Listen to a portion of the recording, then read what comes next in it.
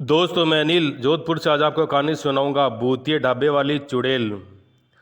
आज भी हमें याद है जब हम 10वीं कक्षा में पढ़ रहे थे।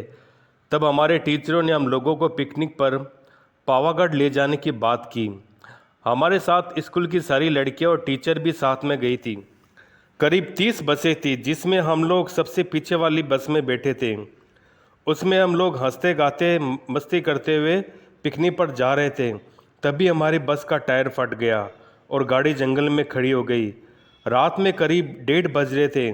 गाड़ी का ड्राइवर नीचे उतरा और टायर देखकर बोला, मैम आप लोग गाड़ी के नीचे उतर जाओ, टायर फट चुका है, उसको बदलने में 1-2 घंटे लग जाएंगे। हम सब लोग नीचे उतर गए। तभी उससे बोला, पास में एक ढाबा है, यहाँ पर चाहो तो आप लोग जाकर बैठकर आराम कर सकते हो, चाहो तो चाय पानी भी पी सकते हो। तब तक मैं यहाँ गाड़ी का टायर बदल कर आ जाऊँगा। हम लोग पैदल चलकर ढाबे तक आए। वह एक बूढ़ा आदमी चाय बना रहा था। हम लोग चाय पी रहे थे। तभी मेरी नज़र ढाबे के ऊपर गई तो मैंने देखा कोई सफ़ेद साड़ी पहनकर, बाल खोलकर, लाल कलर की लाली लगाकर जोर जोर से एक चुड़ैल जैसी कोई हंस रही थी। मैंने डर के मारे आंख नीचे कर ली और नीचे देखने लगी।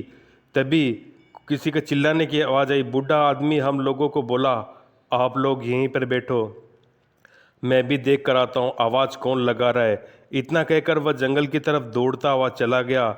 हम तो पहले से ही डरे हुए थे, अब तो मानो शरीर का रक्त भी सूख गया था।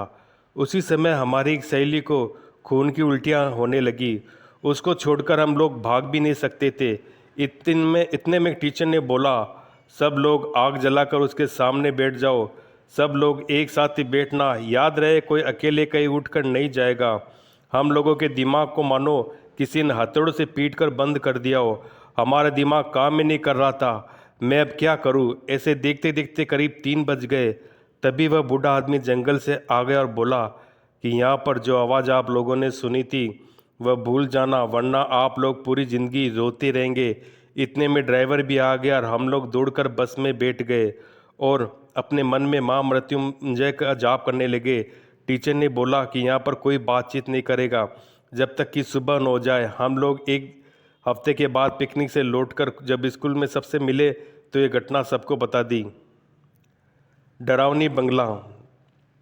बात उन दिनों की जब मैं 8वीं कक्षा में पढ़ता था। मेरी उम्र 13 वर्ष थी। उस समय मैं अपने परिवार के साथ बड़े मज़े और मस्ती करता था। मेरे परिवार में मम्मी पापा और बहन और मेरी दादी भी रहती थी। मेरे पापा रेलवे की नौकरी करते थे, इसलिए हम लोग रेलवे के मकान में रहते थे। जब मेरे पापा रिटायर हुए तो हम लोग एक बड़े बंगले में रहने चले गए। उस बंगले में मैं बहुत खुश था क्योंकि मैं पहले से सोच रहा था हमारा खुद का बड़ा घर हो। जब हम लोग घर में रहने गए तो हमें एक बेचैनी सी महसूस हो रही थी और हम रात को देर से सोते थे क्योंकि हमें डरावनी पिक्चर देखना बहुत पसंद था और हम देर तक टीवी देखते थे। हमारा बाकी का परिवार खाना खाने की थोड़ी देर में सो जाता था। एक दिन की बात है, जब मैं रात 11:30 बजे टीवी देख रहा था तब मुझे लगा कि बाहर से कोई आवाज़ आ रही है। मैंने सोचा मम्मी पापा पानी के लिए उठे होंगे, यहीं से आवाज़ आ रही होगी।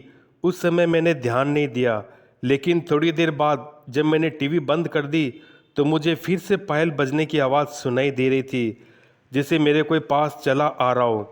मैंने देखा कोई नहीं दिखा। मेरे पैर तर कांपने लगे, मेरे होश उड़ गए। ये कैसी आवाज़ है?